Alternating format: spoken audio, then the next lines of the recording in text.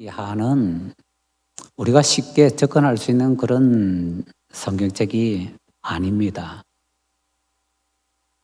그 중에 일부만 짤막짤막하게 몇몇 장면만 떼서 주일학교에 교재로 쓰기도 하고요. 그렇게 하지만은 전반적으로 우리가 살펴보기는 남의 역사라고 생각해서 그런지 절대로 쉽지가 않고 거의 볼 수가 없는 것 같습니다.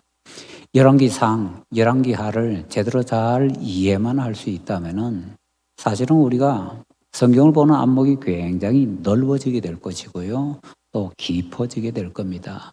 열왕기상하를 읽으면서 이 부분을 오해하지 않고 제대로 읽어 나갈 수 있다면은 정말 성경에 대해서 깊은 안목을 가지고 있다라고 얘기를 할 수가 있을 것입니다. 오늘 제목이 절반의 절반입니다. 이 절반의 절반이라는 것을 통해서 무엇을 한번 생각을 해보셨는지요? 역사를 조금 아는 분들은 바로 짐작을 하실 텐데 역사를 제대로 알지 못하는 분들은 이게 무슨 소린가라고 생각이 되실지도 모르겠습니다. 부끄럽지만 저도 목사가 될 때까지는요, 이 본문을 잘 몰랐습니다. 목사가 된 이후에도 당분간은 잘 몰랐고요. 이런 부분이 이스라엘 역사에 있었다는 것도 전혀 몰랐더랬습니다. 성경책 읽어도 그냥 휙 지나가 버렸지 이 부분을 꼼꼼하게 들여다보지 못했기 때문입니다. 그런데 이 부분에 대해서 제대로 보고 제대로 알게 되니까 이거 얼마나 참 엉뚱하게 이스라엘 역사를 상상하고 있었는가라는 생각이 들고요. 이스라엘 역사는 그냥 이스라엘의 역사가 아니라 믿는 사람들에게는 우리 역사이기도 하거든요. 왜냐하면 아브라함이 이스라엘 사람만의 조상이 아니라 믿는 사람들의 조상이잖아요. 그러니까 이스라엘 역사는 믿는 사람들의 역사입니다. 믿는 사람들의 나라의 역사입니다. 그래서 남의 나라 역사라고 생각한다면 큰 코 다치는 거고요. 우리 역사이고 이 우리 역사를 통해서 제대로 교훈을 받아야 하나님께서 진짜로 우리에게 가르쳐주고자 하시는 내용을 좀 제대로 알 수가 있을 것입니다. 자, 그래서 우리가 조금 힘들지만은 열왕기상 쭉 이렇게 살펴보고 있는데 마침 우리가 새벽에 또는 개인적으로 큐티하면서 열왕기하를 지금 보고 있는데 공교롭게도 이 지금 현재 이 본문하고요, 또 이제 내일이나 모레쯤 보게 된 본문하고요, 완전히 시대적으로는 다른데 거의 비슷한 모습을 보여주고 있습니다. 그런데 그 모습들을 우리가 전혀 모르고 있습니다. 성경에 이런 역사가 있었다라는 것을 알지 못하고 있고 이런 역사가 있었다라고 하면 설마라고 하게 되는 그런 일들이 벌어지게 된다라는 것입니다. 자, 그래서 평소에 우리가 전혀 접해보지 못하던 그런 내용이기 때문에 오늘은 조금 주의를 기울여서 한번 살펴보기를 원합니다. 바하사가 죽고 아들 엘라가 왕이 되었습니다. 그때 북이스라엘이 블레셋과 전쟁을 하였습니다. 블레셋이 쳐들어왔을까요? 북이스라엘이 블레셋으로 쳐들어갔을까요? 그런 얘기 없잖아. 그런 얘기 없습니다. 없는데 우리가 성경에서 어떤 실마리들을 계속 던져주고 있거든요. 그런 실마리를 통해서 이거는 어느 나라가 침략을 했고 어느 나라가 방어하고 있구나라는 것을 어느 정도 우리가 추측을 할 수가 있는 것입니다. 우리 본문 15절을 보시면 이렇게 되어 있네요. 유다의 아사왕 제27년에 시므리가 디르사에서 7일 동안 왕이 되니라. 그때 백성들이 블레셋 사람에게 속한 깁부돈을 향하여 진을 치고 있더니, 블레셋 사람에게 속한 깁부돈을 향해서 진을 치고 있다고 합니다. 무슨 의미일까요? 블레셋이 쳐들어왔을까요? 아니면 블레셋으로 쳐들어갔을까요? 이 상황은요, 깁부돈을 향해서 있는 이 모습은 블레셋의 북이스라엘이 쳐들어간 것 같은 상황입니다.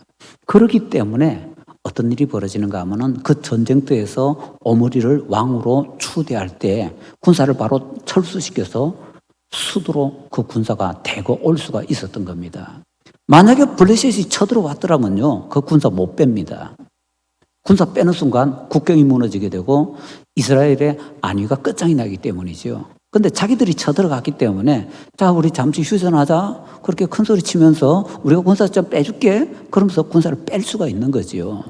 자, 그렇기 때문에 이 전쟁은 북이스라엘이 블레셋으로 먼저 뭔가 빌미를 삼아서 치고 들어간 전쟁이고, 그들이 치고 들어가면서 기쁘던에서 서로 대치하고 있는 그런 상황이다라고 우리가 일반적인 전쟁의 역사를 통해서 정리를 할 수가 있을 것입니다.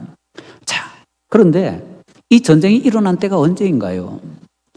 바사의 아들 엘라가 왕이 된 지 2년째입니다. 근데 왕이 된 지 2년째라고 할 때 이게 만 2년인지 아주 짧은 2년인지 우리는 잘 모릅니다. 몇 월 하는 것이 나오지 않기 때문에.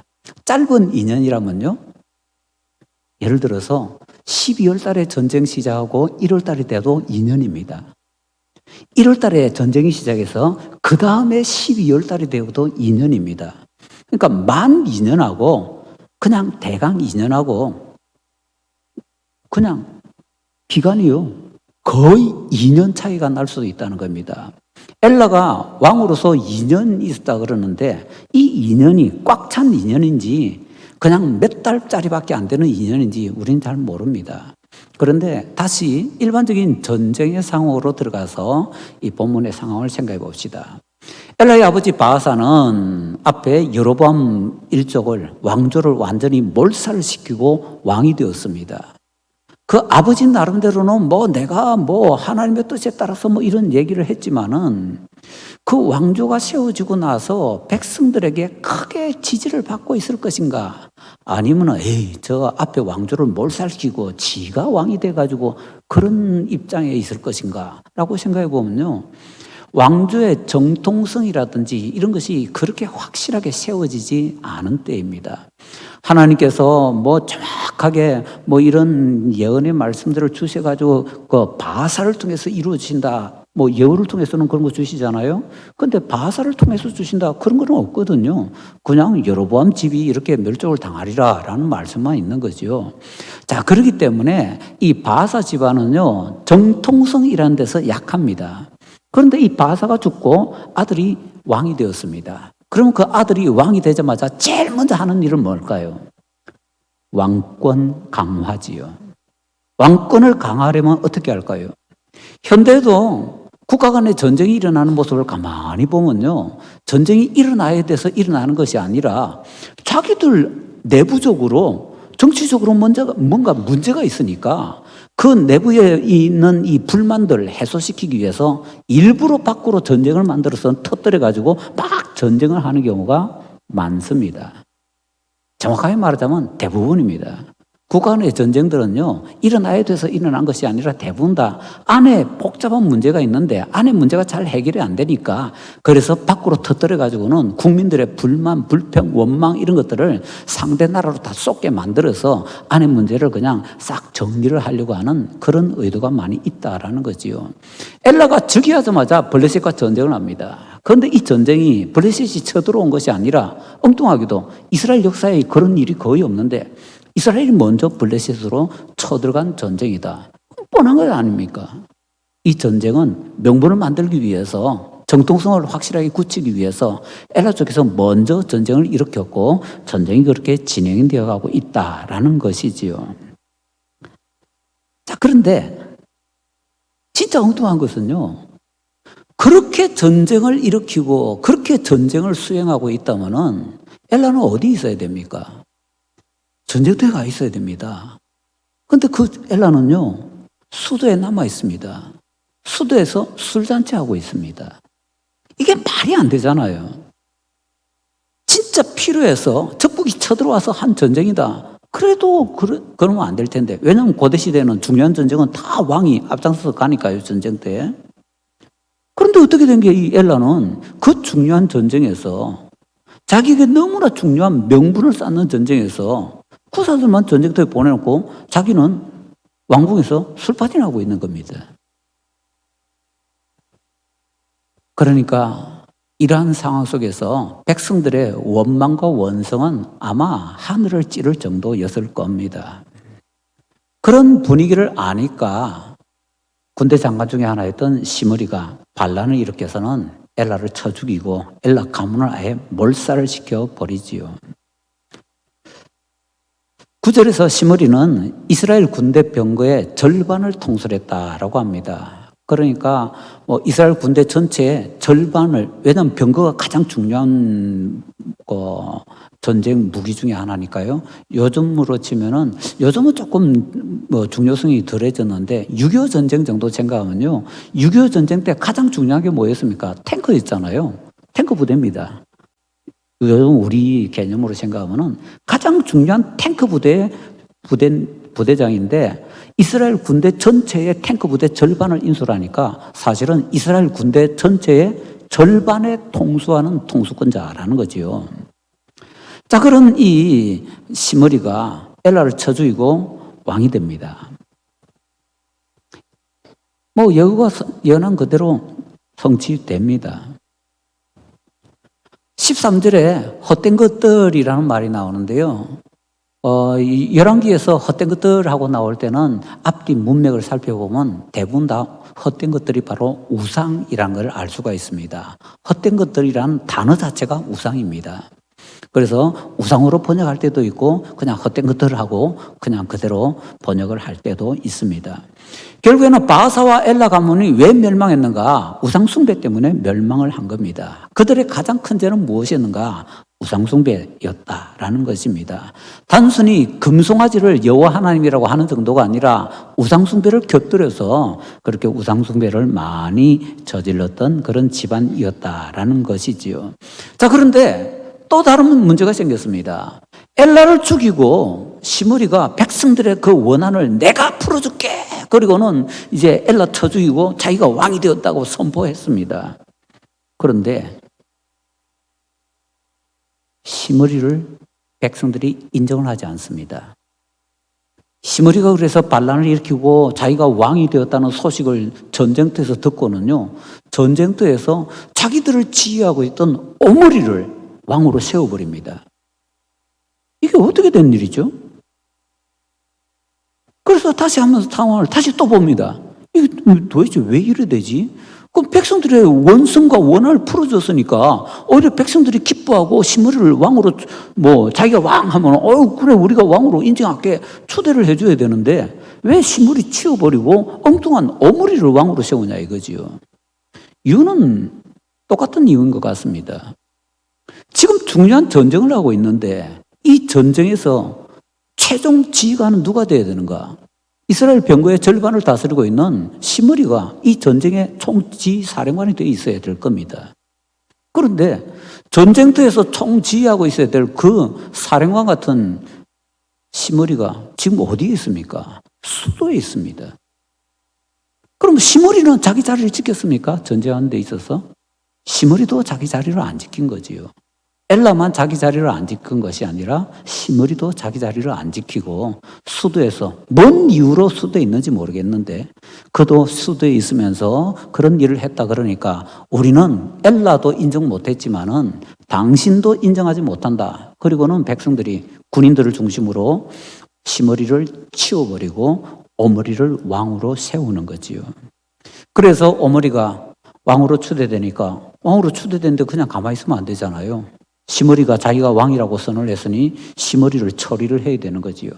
그래서 블레셋과 적당히 타협하고는 군대를 빼서 다시 수도인 디르사로 와가지고 디르사를 포위를 합니다. 디르사가 포위가 되자 그리고 그 디르사가 함락이 되자 결국에는 시므리는 왕궁 속으로 들어가서는 왕궁에 불을 질러버리고 그 안에서 죽습니다. 말하자면 자살한 거죠.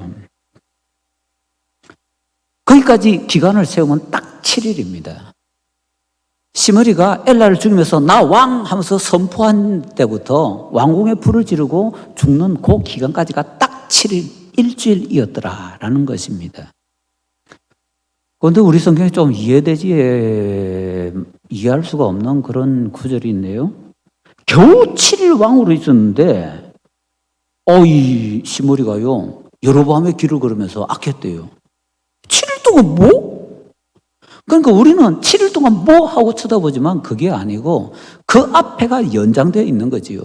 시므리가 자기가 왕으로서 그렇게 그 왕이 되겠다고 하면서 엘라 죽이고 왕으로 되어서 7일 동안 있는 그것만이 아니라 그 앞에 기간이 사실은 시므리가 어떤 사람이었는가, 열심히 금송아지 우상숭배하고 있던 사람이라는 거지요. 그리고 자기가 왕이 되었다고 선포하자마자 자기의 왕권을 강화시키고 왕의 정통성을 주장하기 위해서 금송아지 숭배를 더욱더 강화를 시킨 거지요. 그래서 하나님께서 그것에 대해서 심판을 하셔서 단 7일 만에 끝장이 나버리게 되는 것입니다. 겉으로는 정치적인 이유입니다. 그런데 속으로는 영적인 이유입니다. 세상 일들은요, 이런 게 굉장히 많이 있습니다. 다 정치적인 문제고, 외교적인 문제고, 사회적인 문제고, 문화적인 문제고, 경제적인 문제고, 그런 것처럼 보이는데, 진짜 문제는요, 진짜 뿌리는요, 영적인 문제인 경우가 사실은 대부분이다라는 것이지요. 자, 그런데 그 다음에 이제 우리가 잘 모르는 그런 구절이 툭 튀어나오는 겁니다. 21절부터. 그때 백성이 둘러나니요. 이게 무슨 소리래요? 오므리가 왕이 될 때에 백성이 둘러나뉘어서 반이 디브니를 따르고 반만 오므리를 따랐다라고 합니다. 자, 지금까지 해왔던 이 모든 것들, 오므리가 왕이 된 이 모든 과정들은요, 그래서 오므리가 어떻게 됐는가 하면 북이스라엘의 절반만 통치하는 왕이 됐다는 겁니다. 나머지 절반은요, 디브니가 왕으로 추대되어서 디브니가 통치를 했다라는 것이지요. 이런 역사 혹시 알고 계세요? 저는 목사 될 때까지도 이거 몰랐다니까요. 이게 성경에 있는데 지금 디브니와 오므리의 역사가 바로 이것을 얘기해 주거든요. 그래서 오늘 제목이 왜 절반의 절반인가 하면은 이스라엘이 남쪽 유다와 북쪽 이스라엘로 절반씩 나뉘었잖아요. 위에 절반인 북이스라엘이 다시 반으로 쪼개져 가지고 반은 오므리가, 반은 디브니가 다스리니까 결국에는 오므리가 다스린 나라는요, 절반의 절반밖에 안 됐던 겁니다. 오므리는 그렇게 절반의 왕으로서 시작을 했다라는 것이지요. 그러면 이건 또 어떻게 됐는가? 우리 성경에는요, 이 구절이 딱 여기에밖에 없습니다. 역대기에는 유다 왕들에 대한 기록만 있기 때문에 이스라엘 왕들에 대한 기록은 거의 없거든요. 그래서 비교할 수 있는 게 있으면 뭐 비교를 해서 뭐 하겠는데 비교할 수 있는 성경 구절도 없고요. 딱 이 본문만 있고 나머지는 성경에 그 어디에도 없는 겁니다. 그래서 우리는 이 본문을 볼 때 그러면 일반적인 어떤 정치적인 문제 또는 뭐 외교적인 문제, 군사적인 문제 이런 것들을 통해서 이때의 상황이 어땠을까 하고 역추적을 할 수밖에 없는 거죠. 이런 것들을 보통 역사에서는 역사의 재구성이라고 합니다. 역사들은 전부 다 우리는 뭐 정사다라고 알고 있지만은요, 역사는 전부 다 거의 대부분 다 재구성입니다. 사실 우리가 알고 있는 것은요, 띄엄띄엄 조각밖에 없습니다. 그 띄엄띄엄 있는 조각들을 요럴 거야, 요럴 거야, 요럴 거야, 요럴 거야 해가지고 그게 인정받으면 정사 이래가지고 그걸 우리가 역사로 받아들이는 겁니다. 뭐 조선 왕조 실록처럼 뭐 깨알같이 다 써놓은 그런 역사는요, 세상에 거의 없습니다. 조선 왕조 실록은 전 세계에서 진귀한 기록입니다. 저런 기록 전 세계에 없습니다. 뭐 이런 희한한 민족이 있나라고 전 세계 사람들이 별종이다 생각할 정도로 정말 독특한 기록이고, 조선 왕조 실록 빼버리면 전 세계적으로요, 대부분의 역사들은 그냥 사람들이 몇 가지 단서들을 가지고서 재구성해서 만들어낸 역사더라라는 것이지요. 자, 그래서 우리는 여기에 있는 것도 재구성할 수밖에 없습니다. 왜 디브니가 세워졌으며 디브니는 어떤 상황 속에서 세워졌을까? 자, 이제 우리는 아무것도 모르니까 일반적인 상황에서 다시 한번 접근해 봅니다. 그런데 추측할 수 있는 단서는 절반이지요. 디브니가 절반을 왕으로서 통치하고 나머지 절반을 오므리가 통치했다고 하는데, 다시 보면은요, 오므리가 이스라엘 병거의 절반의 지휘관이었다고 합니다. 그럼 그게 바로 가장 중요한 핵심인 것 같습니다. 오므리가 이스라엘 병거의 절반을 다스렸다라고 할 때 그 통수란 것이 군대의 절반이고요. 군대의 절반이라는 것은 사실은 나라의 절반이죠. 왜냐하면 군대는 전국에 퍼져 있으니까. 뭐 여기 조금 저기 조금 저기 조금 해가지고 군대를 하지 않잖아요. 군대는 보통 지역으로 자르잖아요. 지역으로 자라서 여기에 사령관 저기에 사령관 이렇게 되는 거지요. 자, 그렇다면 이스라엘 이 병거의 절반을 이 시므리가 통솔을 했다면 나머지 절반은 누가 통솔을 했을 것인가? 우리는 정확하게 모르지만 아마 디브니였을 가능성이 크다라는 것입니다. 가능성으로서는. 그러니까 이 디브니가 자연스럽게 왕으로 추대되는 거지요.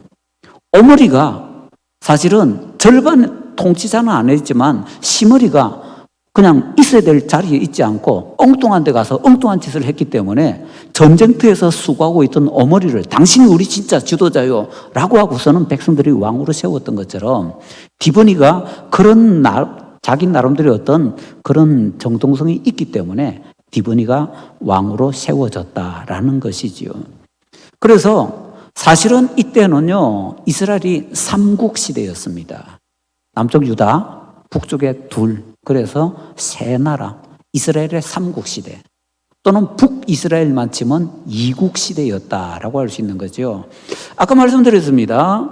지금 열왕기 하에서 지금 우리가 막 읽고 나가는 본문들 이제 내일이나 모레 이렇게 가면요, 또 이러한 역사가 또 반복이 됩니다. 북쪽 이스라엘이 또 반으로 또 쪼개집니다. 근데 그것은 아주 세밀하게 잘 살펴봐야 겨우 우리가 알아낼 수 있을 정도로 좀 쉽지 않게 많이 얽혀 있는데요. 그거는 뭐 그때 가서 이렇게 살펴보도록 하고요. 우리가 잘 모르는 요 사건, 이게 요런 식으로 해서 정리가 되었었다라는 것을 잊지 말도록 하십시다. 자, 그래서 이제 역사적인 것을 우리가 정리를 해보면요, 성경에서 가르쳐준 대로 정리를 해보면은 북이스라엘이 이렇게 둘로 나뉘었다가 오므리와 디브니가 서로 이제 왕권 경쟁을 또 해야 될 거 아닙니까? 통일을 해야 되는 거지요. 통일하기 위해서 서로 왕권 경쟁을 하다가 드디어 오므리 측이 이기고 디브니를 죽이게 됩니다. 그러니까 통일이 되게 되는 거지요. 자, 15절을 보시면은요, 시므리가 반란을 일으켜서 자기가 왕이다라고 선포한 때가 언젠가 하면 아사왕 27년이라고 합니다. 23절에는요, 유다의 아사왕 31년에, 그러니까 한 4, 5년 지났지요. 4, 5년 지난 그때 오므리가 왕이 되었다라고 합니다. 오므리는 시므리 7일 동안 다스리고 나서 바로 왕이 됐잖아요. 그럼 지금까지는 오므리 뭐죠? 절반왕. 그러면 여기에 23절에서 왕이 됐다는 것은 북이스라엘 전체가 통일되었고 북이스라엘 전체의 왕이 되었다라는 그 말인 거지요. 그리고 오므리가 뭐 몇 년 통치했다 그런 것은 그것은 오므리의 앞에서 절반 왕 기간 빼고 오므리가 전체를 통치하게 된 그 기간을 지금 얘기하고 있는 것입니다. 뭐 시간적으로 시간이 없으니까 뭐 대강 요 정도만 정리하십시다. 오므리가 12년 통치했다. 그것은 전체 왕이고 그 앞에 4, 5년은 그냥 절반 왕으로서 통치했다. 그렇게 정리를 하십시다. 자, 이 오므리가 아주 중요한 일을 하나 합니다. 그렇게 오므리가 절반의 왕에서 전체 왕이 되고 나서 한 6년 정도 지난 다음에 세멜이라는 사람에게서 그 사람 소유의 아주 중요한 산을 하나 삽니다. 그리고 그 산에다 요새를 만듭니다. 그리고 그 요새를 수도로 삼습니다. 세멜이라는 사람의 이름을 살짝 변경시켜서 사마리아라고 그 이름을 붙입니다. 이때부터 사마리아가 북이스라엘의 수도가 됩니다. 심지어 어떤 때는 성경에서 사마리아라고 할 때는 단순하게 수도였던 사마리아가 아니라 북이스라엘 전체를 사마리아라고 할 때도 상당히 있습니다. 그러니까 사마리아라는 단어가 나오면 이게 수도를 말하는 것인지 아니면 북이스라엘 전체를 말하는 것인지 조금 구별해야 되는데 그런 일이 시작된 때가 언제냐? 바로 오므리가 왕이 되고 전체 왕이 되고 나서 6년 뒤에 이제 사마리아를 건축하고 그 일이 벌어졌다는 겁니다. 이 당시에 그쪽 지방의 지형을 보면은요, 그쪽에서 아주 소문난, 저거는 그 공략하기가 힘들어. 난공불락이야. 이스라엘뿐만 아니라 메소포타미아 이런 지역들 있잖아요. 그런 데까지 다 소문난 곳이 두 곳이 있는데 그 두 곳이 어딘가 하면 하나가 예루살렘이고요. 하나가 사마리아입니다. 이건 뭘 말하는가 하면은 예루살렘과 사마리아는 그만큼 정복이 어려웠다는 거고요. 유다와 이스라엘은 그만큼 전쟁으로 복속시키기가 쉽지 않았다라는 겁니다. 만약에 북이스라엘이나 남유다를 그 수도였던 사마리아나 예루살렘을 전쟁을 해서 정복을 했다라고 하면 그것은 그 왕의 엄청난 치적이 되는 그런 점이 된다라는 것입니다. 그건 나중에 또 이스라엘 역사의 마지막에 오면은 이런 일이 어떻게 되는지 살펴볼 수 있는 때에 우리가 한번 살펴보도록 하고요. 오늘은 대강 여기까지만 한번 정리를 해보십시다. 오므리 왕조가 새롭게 세워졌습니다. 오므리 왕조에서는 이제 어떻게 이어지는가 하면요. 오므리가 이렇게 왕이 되고 수도 새로 옮기고요. 그 다음에 오므리의 아들이 그 유명한 아합입니다. 그 유명한 아합이 요 오므리의 아들입니다. 그리고 오므리의 아들이 아하시아인데 아하시아가 왕이 되었다가 병이 나서 죽어버립니다. 그래서 그 동생이 왕이 됩니다. 여호람 또는 요람이거든요. 그래서 대수로 치면 3대인데 형제간이 왕이 되었으니까 사람으로는 4명이지요. 오므리 왕조에서는요 3대가 왕이 됩니다. 3대 4명이 왕이 되는 거죠. 북이스라엘 역사에 있어서 처음입니다. 다 이대로 끝났잖아요. 여로보암 2대, 바사 2대. 그런데 드디어 오므리 왕조는요 3대까지라는 표현을 쓸 수 있는지 모르겠지만은 어쨌거나 북이스라엘 역사에 이런 일이 없었는데 새롭고 신기한 일이 벌어진 거지요. 3대까지, 그것도 4명이나 왕이 되는 이런 일이 일어났었으니까요. 그런데 이보다 더 큰 중요한 새로운 특징이 북이스라엘의 오므리 왕조에 새롭게 만들어집니다. 그게 뭡니까? 25절입니다.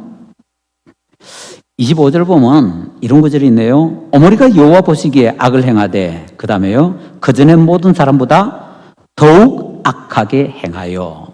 그전의 모든 사람보다 더욱 악하게 행하여. 지금까지 이런 구절이 있었나요? 그러니까 여로보암, 바사 그 왕조들에서 왕들이 악하게 했지만은 오므리가 그걸 넘어섰다는 겁니다. 정말 오므리가 악하다고 하나님께 평가될 정도로 그렇게 새로운 특징을 가졌더라라는 얘기지요. 그런데 이 오므리보다 더 악했던 사람이 그의 아들 아합입니다. 그러니까 북이스라엘에서 가장 악한 왕 한 명만 뽑으시오 하면 누가 들어가겠습니까? 아합입니다. 2명을 뽑으시오 하면 그 다음에 아합 다음에 아합의 아버지 오므리 정도 들어갈지 모르겠습니다. 물론 나머지 악한 사람들은 많은데 지금까지 이제 우리가 살펴본 중에서 더욱 악한 왕이 됐다는 바로 그 줄을 통해서 볼 수가 있는 것입니다.